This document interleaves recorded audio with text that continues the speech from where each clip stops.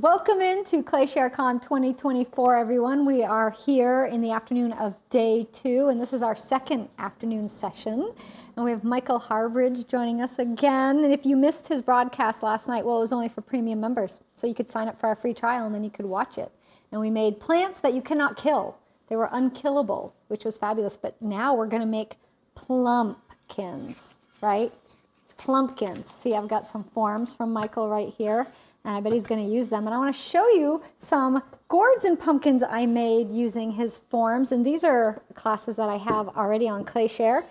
Look at these beautiful gourds. Here's the gourd. I've got a bunch behind me. You probably can kind of see them. And here's the pumpkins. And I have to tell you, this was a pumpkin. I did a sweater one. I did one with buttons on it. I just got carried away. We've got roses that I teach you how to hand sculpt and tendrils, all kinds of things happening on here. So you got to check these out.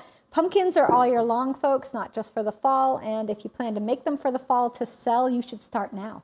And I bet Michael's got some ideas waiting over there for us. Hey, Michael, how you doing? Hey, Justin. Good. How are you doing? I'm doing great. That's good. It's funny you say that that people should start on them now, because I had a few people message me and they said, why are you doing pumpkins in February? And I'm like, because the people who are doing them to sell need to get started early on them. So that's why. I mean, to do something spring at this point might be a little bit late for some people. So today we are going to do the pumpkins, and we're going to use different textures to lay inside these molds. I'm going to show you how to make these clay pieces.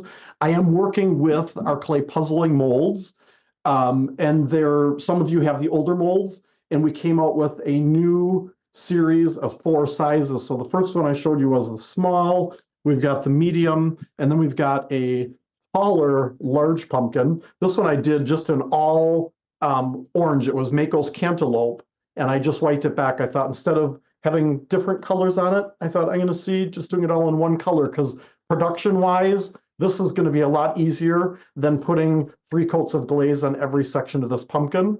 And so I'm going to show you how to do these. And then I just finished doing the giant plump pumpkin a little while ago. And so you can see all the different textures. You can use all your rolling pins and whatever stuff you got for textures for those. I'll show you how to do the leaves, the vines, the stems. And when I took this pumpkin out, on the very back side of it, there was one section I forgot to texture. And so what happened is I had put a slab of clay inside the form to see how long my slab needed to be. And I totally forgot to pull that one out and texture it. But I'm going to turn that into, it gave me an idea of something to do next on these pumpkins. Is I'm going to take some of my diamond core carving tools, and I'm going to do solid pumpkins with solid clay.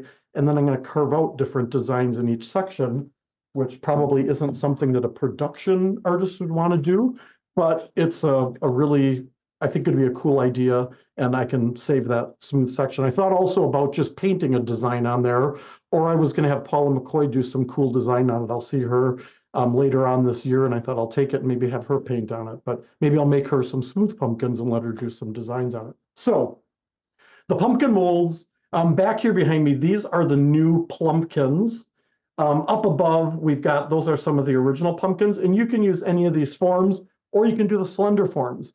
It also, you could do the same technique with vases. So if you're saying, I don't do fall, I don't do pumpkins, or I want something year-round, you can do it with the vase molds. You can do this with the sphere molds. Any of the forms, you can do this technique. I just happen to be doing it with the pumpkin. So one thing I want to mention, early on when we started manufacturing these pumpkins, you'll see the stem on the top of these. These are the first 2 that came out. We decided to start cutting the stems off. They serve no purpose with the actual clay building process, but they tend to get broken off easily in shipping. So when you get your pumpkins, they won't necessarily have that on the top. The small ones we haven't had a problem with, but the big ones, it's kind of been a problem, because I'm gonna show you how to make the stems for that. So I'm gonna flip the camera down here, and we're gonna get started with this. So I've got this is the medium Plumpkin mold, and I've got this here, and I've got it opened up. Each one comes with a Velcro strap that we're going to use to put that together.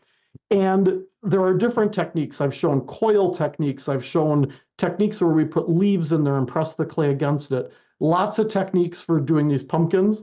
But what we're going to do today is we're going to take slabs of clay, and we're going to cut strips that are going to lay inside the pumpkin mold. And you can kind of see where the veining is, and you don't have to follow where that veining is. You don't have to worry about cutting it so it fits perfectly in that section. But we're going to take the slab and we're going to cut some strips, and I'm going to kind of round them this way, and I'm just using some of the Zeem tools, these silicone cutters. I really like because they don't leave big marks in my craft foam that I'm working on. So I'm going to cut a bunch of pieces like this, because as we place them inside the mold, as they come to the top, you want them to kind of fit together, so they will come to a point at the top, and at the bottom, they'll also kind of come to a point. Again, I'm not too concerned about them fitting in the sections, because we're going to texture these and we're going to squish it together where these pieces meet up, and that's going to be where our seams or our joining points are in there. So I'm going to cut a bunch of these in those kind of leafy shapes. And then we're going to texture these and lay them inside the mold. I'll take a rib here to smooth this clay. I'm not worried about the edges on here. If there's some sharp points on there, I can kind of just smooth those with my finger, but I just want to compress and smooth the top because we're going to use rollers to do the texture. And I know a lot of you have a variety of different rollers. You might recognize this one has great texture on here, and this one happens to have some designs like the birds that I don't want sideways. So instead of rolling it this way, I'm going to turn it and I'm going to roll it this way, so that if I get the birds in there, they're not flying sideways. I've done that, and usually I notice it after I've made the piece and I'm painting it. I notice that I have some stuff sideways on there. So I got my little bird will be facing upright. As I place that in the mold, I want to make sure that the bird isn't upside down. So watch for that. And I'm going to place this first one in the mold, kind of in the bottom. And then I'll just take different rollers with different textures. We're going to use the daisy roller. And you could do all the same textures on these pieces if you didn't want a variety of textures, but I really like the variety of this. And when I lay this next one in, I'm going to lay it so that it comes right up next to, it might overlap slightly. I'm going to show you the very first pumpkin that I did with this technique, and I'm going to show you what happens if you overlap them too much. So this pumpkin— Michael, how thick is your clay? I hate to interrupt because I know. So this slab is about 1/4 of an inch thick. I tend to go a little bit thicker. I'd rather have the pieces a little bit thicker and more durable, because a lot of times I'm traveling with these to workshops. So you could go a little thinner, but then be careful with your roller, because as you roll that on those slabs of clay, the clay tends to stretch out a little bit and it's going to thin it a little bit more. So I start out with about 1/4 of an inch thick slab of clay. Thank you. So here's what I want to show you is if you overlap them too much, it's hard to get the clay pressed out to the outside of the mold, and you get these real deep parts sticking up. On this side, I didn't have that problem, but on this side, I had here where it was sticking up more. So if you kind of butt them up next to each other and not overlap them greatly, you'll have better luck with this. If they do overlap a lot once you lay it in there, you can take a tool and you can just cut away a little bit of that clay. Like on the top here, it's overlapping more than I want. And so I can just cut that away and get that in there. Now, you need to press this together, but you only want to press hard where those two pieces of clay meet. If I press hard in the middle of these sections, it's going to press it against the form and I'm going to lose my texture. So I'm just going to gently make sure that it's pressed down against the mold. And then in that joint, I'm going to take my finger and I'm going to run it right across where those pieces of clay meet up. On the bottom here, I've got a little bit of a gap. I'm just going to push that clay in and I'm going to run my finger and join those pieces together there. Now, if you press super hard and you get a really deep valley in there where you pressed with your finger, you can always go back with a little coil of clay and kind of lay that on top and then mash that in so that you don't have a real thin area where that clay or where you've pressed in that opening, because thin areas will tend to dry a little bit faster and you can get some cracking. Or when you stand it up, if those areas are real thin, your pumpkin might want to split open. So I'm going to continue cutting these leafy shapes of clay. And I do the ones, basically, how big do I do these? I try to do them according to the size of the mold that I'm working with. So on the real big pumpkins, I might go 2 to 3 inches wide. On the smaller pumpkins, I'm going about 2 inches wide at the most here. And you can do thinner strips if you'd like, but on the bigger pumpkins, I tend to go a little bit wider.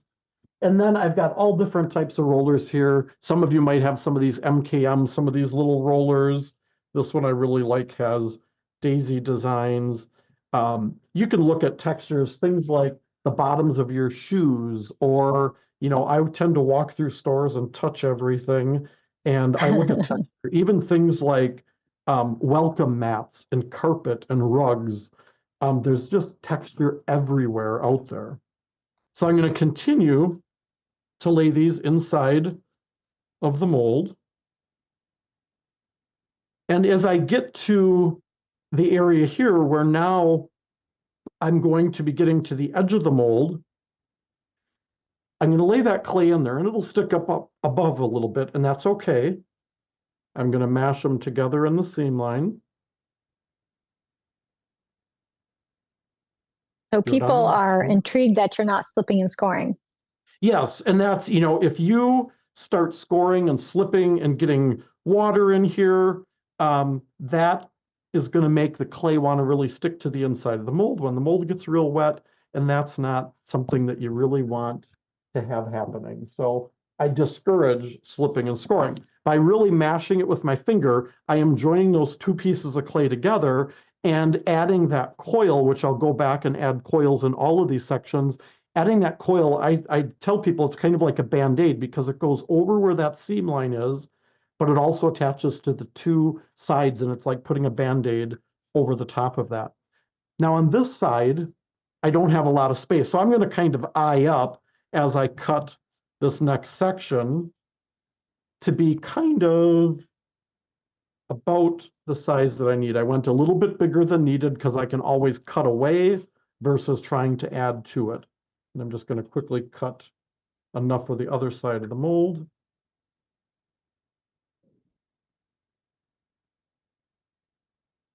And the clay I'm working with, this happens to be a stoneware clay body.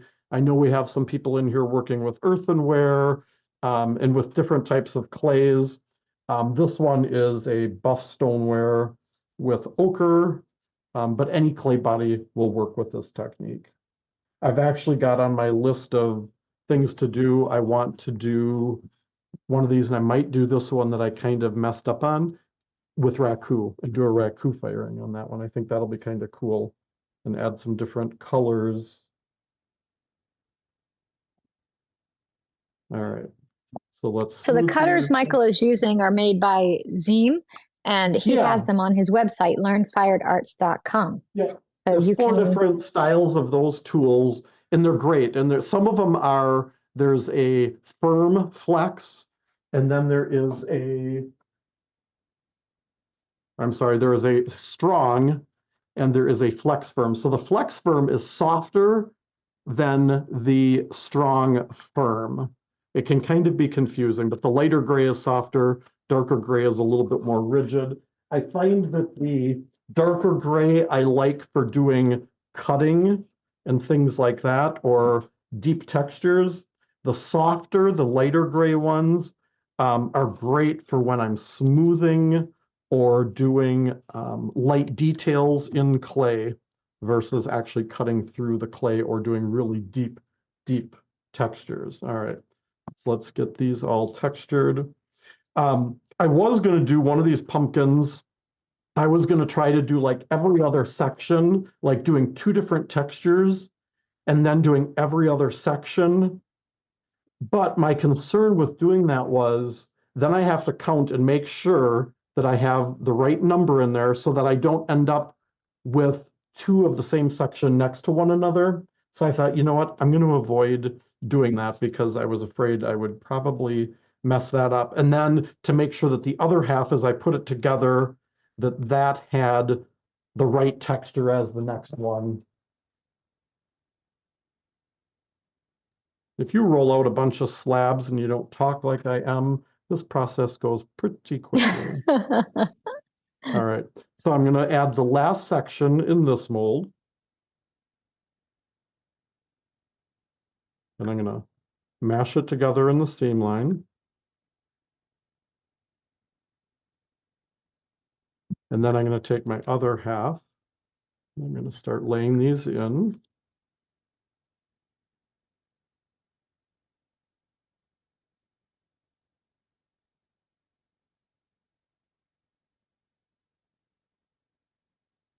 So the technique really can go pretty quickly. Let's find a texture here I haven't used.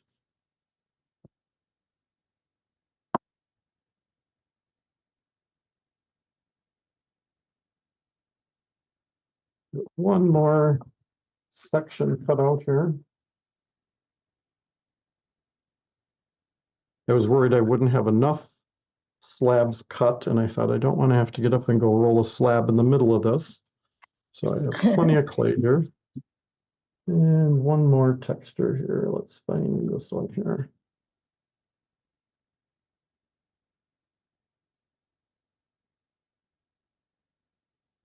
All right, I'm going to add this section, and then we'll press this together. And then I'll fill in with coils anywhere that I think I need to.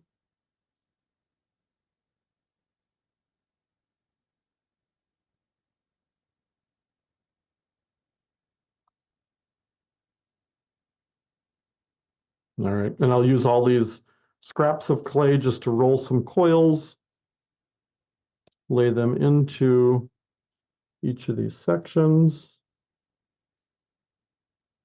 And if it's not real deep, like one of these isn't real deep, I'm not worried about adding any clay in that section. And then I'll squish these down.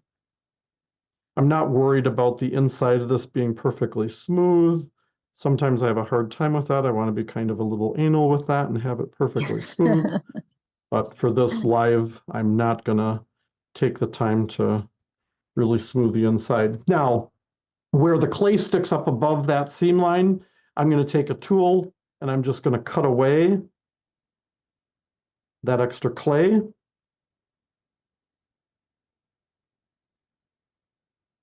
Because if that clay is sticking way up, the mold will not fit together well. Any clay that's filling in my bottom opening, I'm going to pull that away or cut that away. On the large pumpkins, one of the things that I did on the large pumpkins, because I was a little concerned with all of those sections meeting up at the bottom, that when I stand it up, if it's a little bit soft, it might want to start splitting up those sections. So I take an extra coil of clay and I put it across on the bottom. And again, this acts almost like a Band-Aid, and it's going to give me one piece of clay over the top of that, and I'll squish that in on the bottom. I'm not worried about losing the texture on the very bottom of the pumpkin. So it's okay to really squish that in and attach all of those sections together. Top of the pumpkin, I'm not worried if there's a little gap up here because we're going to make a stem that's going to go over the top of that. So I'm going to cut away the excess clay on this half.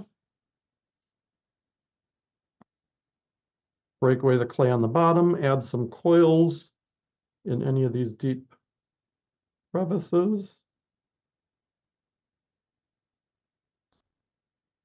And then I'll add a coil to the bottom of this half as well.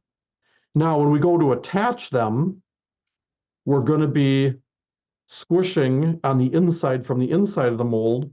We're going to be squishing it together where the seam lines are. And so we're going to add just a little coil of clay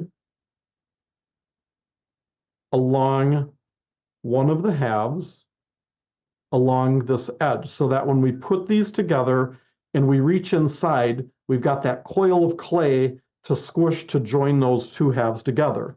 Otherwise, if we took the tool or our hand on the bigger pumpkins, you can get your hand inside. If we took our hand and did that, or the tool and did that, we would be stealing clay from one side and squishing it to the other side, and we would get a thin area where that is. So this coil of clay, you can see I'm even just piecing together pieces. It's about the diameter of my pinky. So maybe a 1/2 inch coil. You don't need a giant coil because you don't want to create a really thick area either.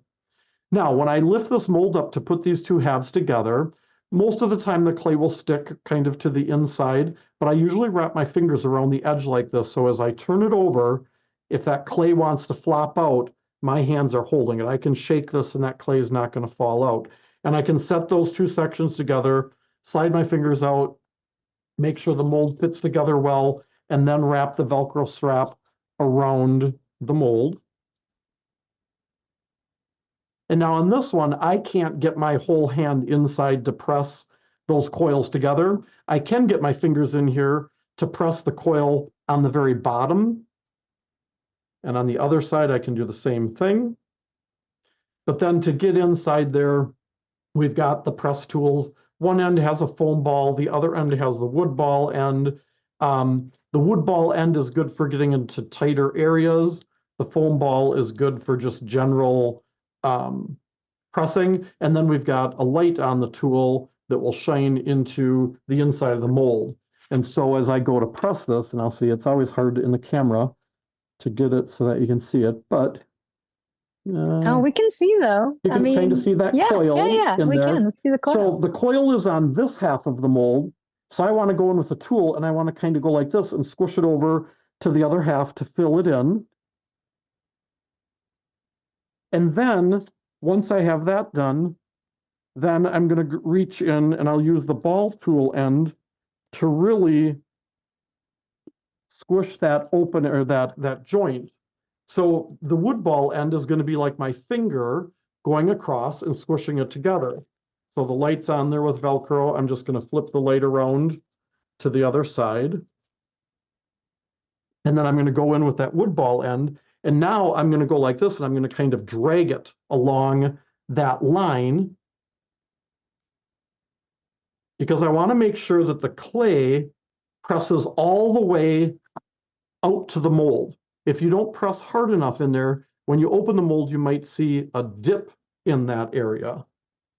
So this, but I'm not going over the whole section. I'm just going straight in a line like I did with my finger on those other sections.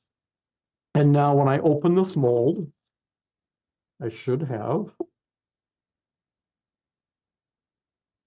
my pumpkin with all the texture. Now, if you lose a lot of the texture, it means you pressed a little bit too hard on that design. And you will have a little bit of a gap in there, and that's what you want.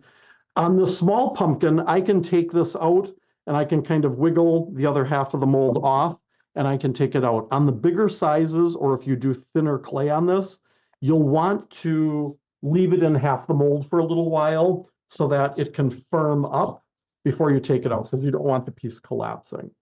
So now when I stand this up and I kind of go like this and I wiggle it a little bit to make sure the bottom's flat, again, the top, we're going to make a stem that goes over that. On the sides, sometimes you'll get a little bit of clay that will get caught in between the mold halves. I can use a rib or something to go over and kind of smooth that. Generally, that should be in an area where two pieces of camera, Mike. There you go. The design met up. And then to kind of accentuate the areas where the pumpkin, the pieces come together, one of the tools that comes in those Zeem tools, this one I kind of looked at and I thought, well, that's a really interesting tool. And I was like, I can do impressions in clay with that and make some cool designs and make indentations like that. This tool works great for going over where these are, using that large end and just dragging that right through, and do that a couple times, and you get a nice, perfectly smooth line where each of these sections meet up.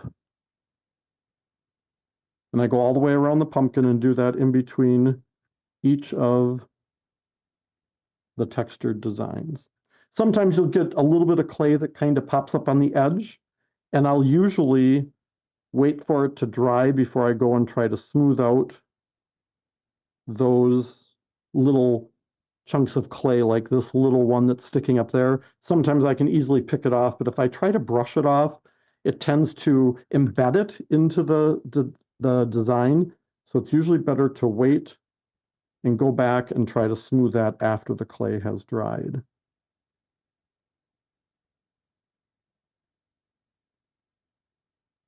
Do this all the way around on each section.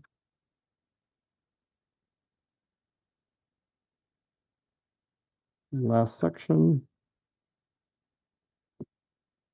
All right, I'm going to stand my pumpkin back up, and then I'm going to take a lot of these scraps, and I'm going to create my stem. And so I'm going to take these pieces of clay, really squish them together, or you can take a fresh piece of clay, really squish that together, and make it as long as, however long of a stem you want. If you want this to curl around, you want this to be a little bit longer, and I kind of do it in a cone shape, so it's going to get a little bit narrower at the top.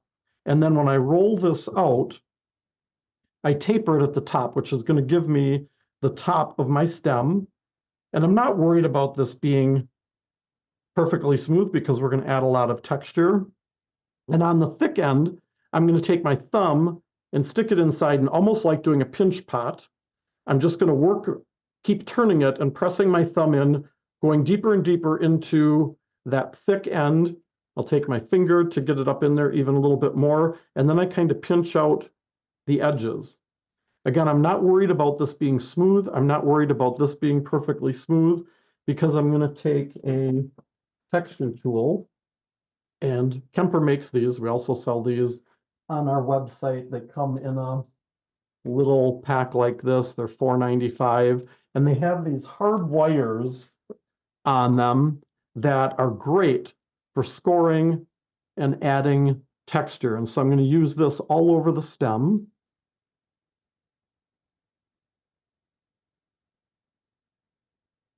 Add texture over that whole surface.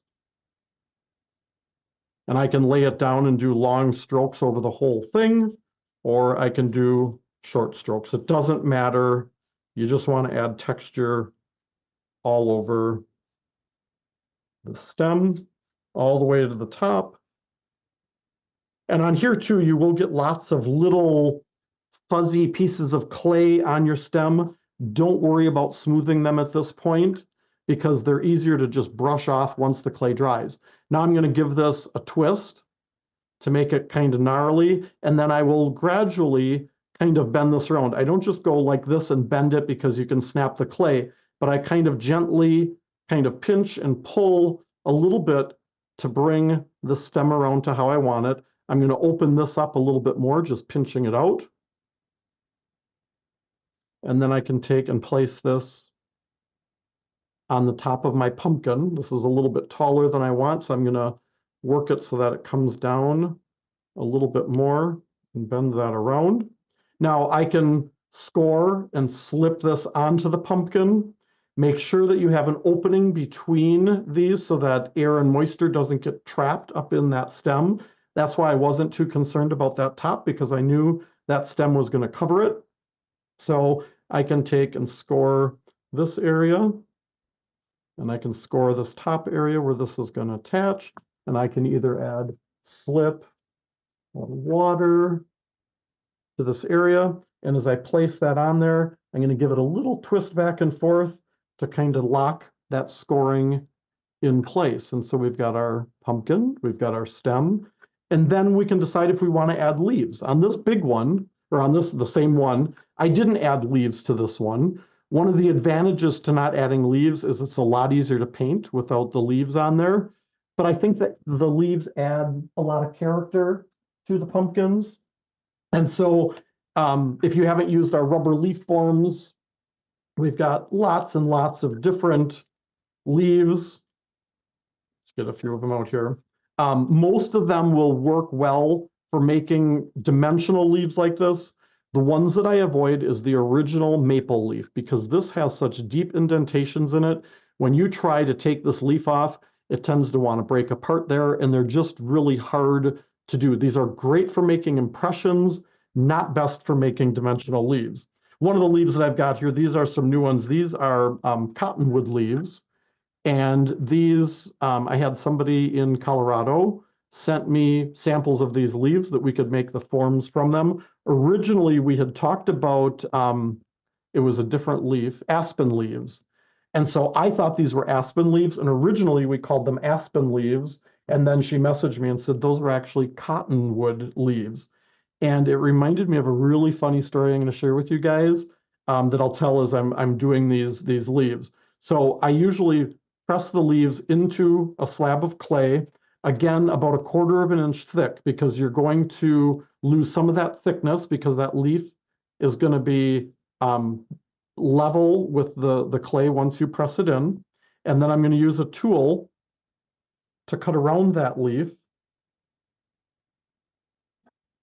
And then I had mentioned last night, I saw Debbie Delacruz using this tool to bevel some slabs of clay in her canister class. And I thought, why can't I use that on the leaves? Because usually what I do, and on the smaller leaves it still works, is I take my thumb and I bevel the edge of that clay so that it's thin on the edge, but it's thick in the middle.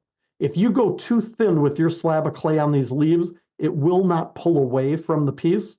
And I usually leave it thick down by the stem. But this little tool on the bigger leaves and on the little leaves, I can just take this and I can run this around the edge, and it gives me a perfect bevel on that edge, and I don't have to do the pinching. I might smooth it a little bit. I also found another little trick. Rather than pushing this tool away as I do this, I found that if I do it and I pull it toward myself, I get a lot smoother cut than pushing away. And then I can grab the stem of this, peel it back, and I've got one of my little leaves. We're going to use, on the bigger pumpkins, I used, these are some of the new peace lily leaves. On the bigger pumpkins, I use some of those. But I like to do a variety. There are actually pumpkin leaves, and they're great. But I like to mix it up with, this is a mum leaf. We've got the Wisconsin maple that doesn't have the deep cuts in it like the original one did. And so I'll mix it up. I'll do oak leaves and mum and all different ones. Now, this mum leaf, because it has so many cuts in it, this tool isn't real ideal for this. So I pull away the excess clay, and then on these, I will just bevel it with my thumb on these little leaves. Because to try and get that tool to go around and get into all those grooves would be a little bit challenging.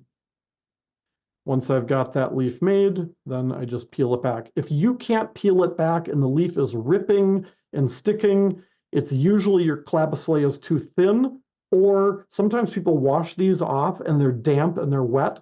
The clay will stick if they're real wet. If you have trouble with it, you can always use something like cornstarch on them. A lot of times I don't clean these leaves. Like this one I used last night during the live, and I didn't even clean it off, because then that dust that stays on there makes it release even easier. The only time I wash them is in between when I have to do, or when I'm switching colors of clay.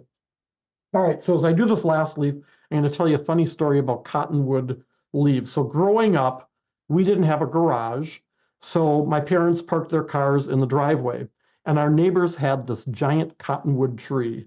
And if you have a cottonwood tree, they tend to drop their leaves in the fall, and their leaves have a lot of sap in them. And so my parents' vehicles would always get covered with this sap, and it was really annoying, but this tree was gigantic, our neighbor's tree that towered over our house. So I was probably 7 years old, and my mom was at work and her car was at home, and so I decided I'm going to wash her car and get all of that sticky sap off of it. And I used an SOS pad, and it got all of that Oh sap off of her no. car, but it Oh completely no. ruined the finish on her vehicle. And while my mom really appreciated it, her car had all these swirls from the metal SOS pad that I worked so hard to get all of that sap off of her vehicle. So I have a special bond to these cottonwood leaves, and I might have to make something for my mom with them. And I think you owe her. I do, yeah. It was her Buick Skylark that was like a bright blue color. Oh. And I remember like being so proud, and when she got home and I'm look at I got it all off of your car, and the look on her face was not pleasure. All right, so to add the leaves on, I'm going to score. I'm going to score where they're going to touch on the pumpkin, and I'm going to wet, and I'm going to kind of give these a wiggle as I add them on. And you'll see I kind of bend the back of the leaf back so that it looks like the leaf is kind of growing out from the pumpkin, so they're not so square and so stiff on that surface. Give it a little wiggle. And let's see, I'm going to add a third leaf in, and you can put as many leaves on as you want.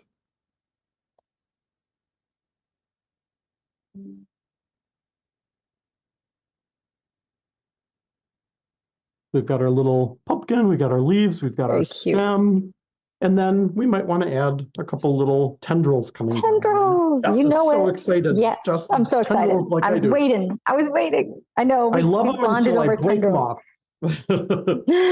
So again, rolling kind of a coil, tapering it at the one end.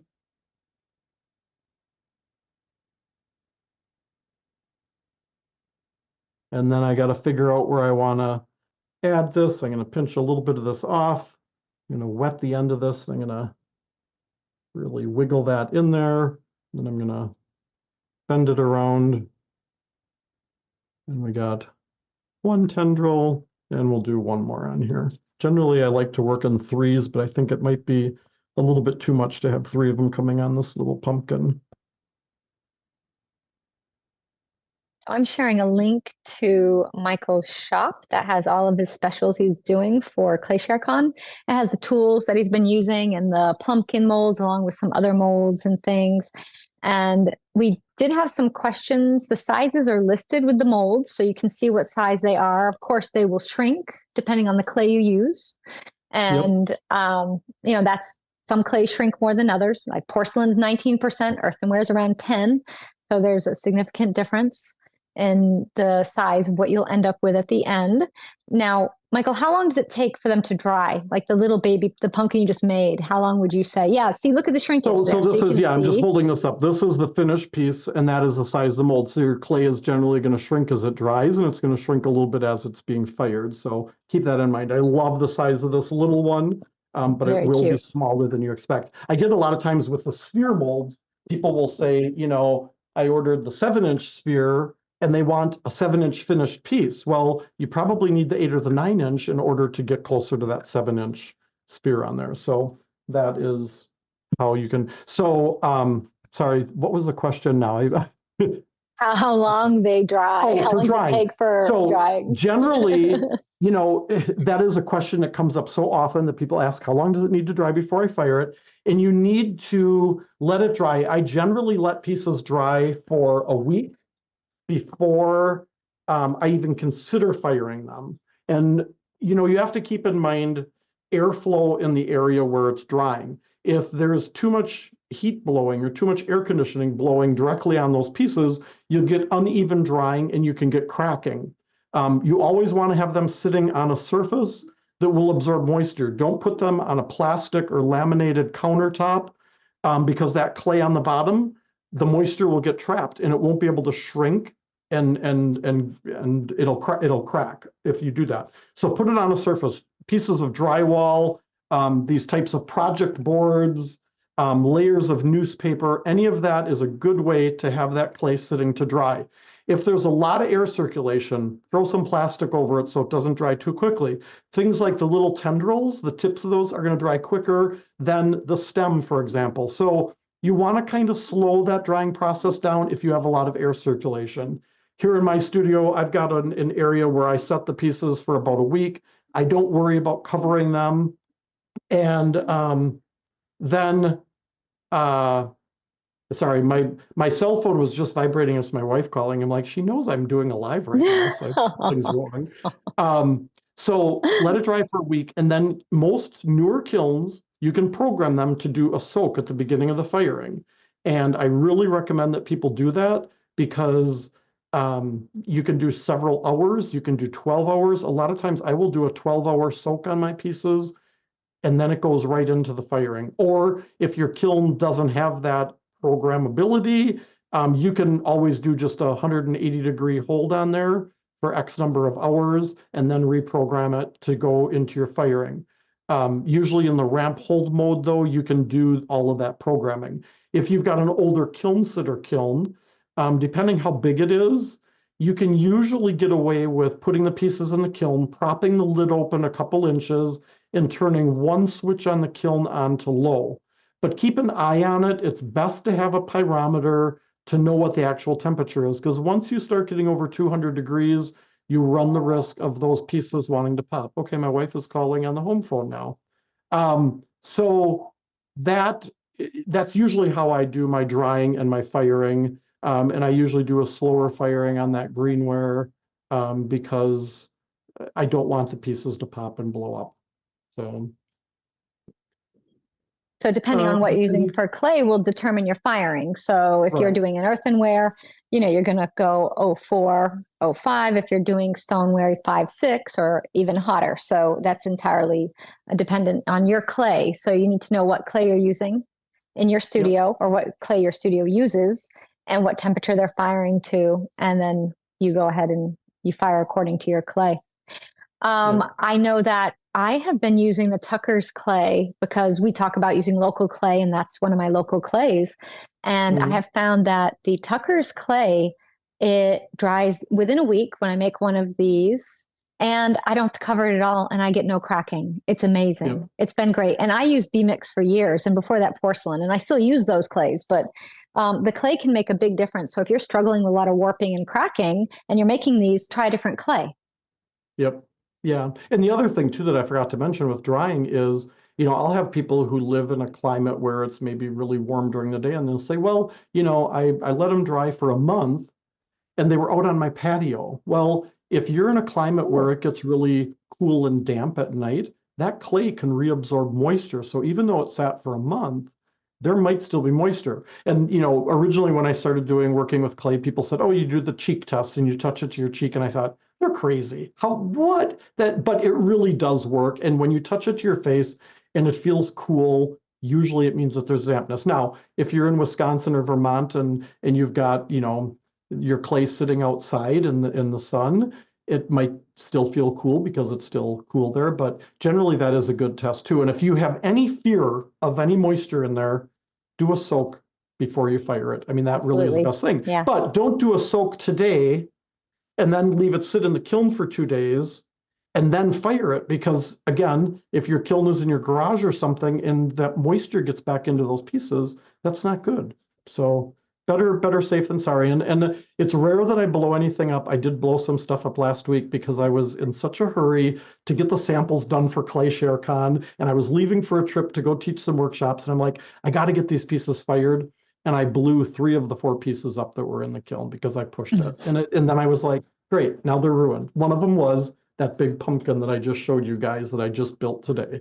So that's a lot of work to have happen. It happens. Yeah, it happens. Yeah. So Jessica shared the link with you guys. The pumpkin molds we have available.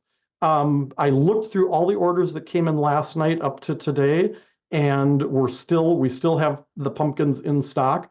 Once we get to the point that we're falling behind on them, we're going to change the listing on the website. So we'll try to put in there like it'll ship, mid-March. Now, mid-March doesn't mean March 15th. It might be the 16th or the 17th or the 18th. So we'll put a range in there once we start getting into back order status on stuff. Things like the little rollers and that. MKM is like 45 minutes from me, so if I run out of rollers, I can go get those. We've got stuff is on sale. If you're a Prime member, you guys got a discount code and you have access to that. If you're not, and if you're not a Prime member, go join. Like Jessica said, go and join. You get 10% off everything on our website, plus the sale prices. And in the US 48, we have free shipping on $50 or greater orders. So shipping is usually about 20 to 25%. So you might be getting 30 to 40% off on some of that stuff technically with the free shipping and Membership the pays. I mean, it does. People are premium members to get the videos, the hundreds of full-length classes, thousands of videos I put up that only premium members get. But the benefits of the discounts from sponsors like you make that alone makes it worth being a member. I could just charge what I charge for membership just for that, but I don't. So it's like a perk. It's a little bonus you guys get. And please make sure you guys, when you put that coupon code in, that you hit the submit button, so that make sure when you check your email before you click confirm to place that order, make sure that discount was taken off. It should show up on your screen. When people come back later and we have to start issuing credits and refunds, it gets to be kind of a pain. So we would prefer not to have to issue refunds on the discount. So just make sure when you put that code in. If you guys want to if you want to place multiple orders this week, which tends to happen a lot of times, and maybe you've already placed a $50 order and you're going to get free shipping, but then you think, oh, I want to order this tool or something that's not over $50. If you put a subsequent order in and you already have one that's qualifying and that hasn't shipped, you haven't gotten a shipping confirmation, you can use the coupon code FS100. We'll take off the shipping, but you can't do two coupon codes. So you can't do the ClayShare code and the free shipping. So try to get all your orders in together, or you would have to place multiple $50 orders to get free shipping on all of those. All right. Well, Michael, thanks for another amazing session. You're going to be back with us one more time before we end on Saturday. Yep. You're going to be close to the end. We got the raku. I know. This is one of the leads I took out last night, and I'm going to show you some really cool stuff. Very exciting. I love raku. Yep. All right. Thank you for all the Plumpkin awesomeness. Thank you. All right. Take care, Michael. You too.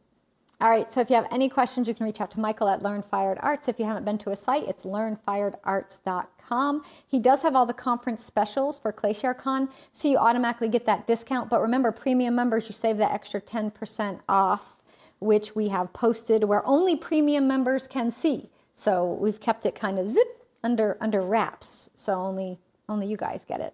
And here's just some of the Plumpkin molds right here, but there's so many other molds. I love the gourd molds because you can make chickens and turkeys along with gourds and all kinds of fun things with them. So they're not just literal what it is, you can turn them into all kinds of things. And Michael has done so many tutorials with us and on his own where he'll teach you how to use them all. So you can be really creative and come up with some fabulous new things with that. All right, so we're going to take a little break. We're going to be back at 2:30. I'm going to teach you how to do a watercolor Mishima technique. We're actually going to be making this design right here on this little planter, this little wall planter that I did. So I'm going to teach you how to do this little Southwest landscape. I'm calling it kind of like Sedona landscape. I don't know. We're working on the name. It doesn't have one yet, but I'll be back at 2:30 with that, and I'll walk you through all the steps and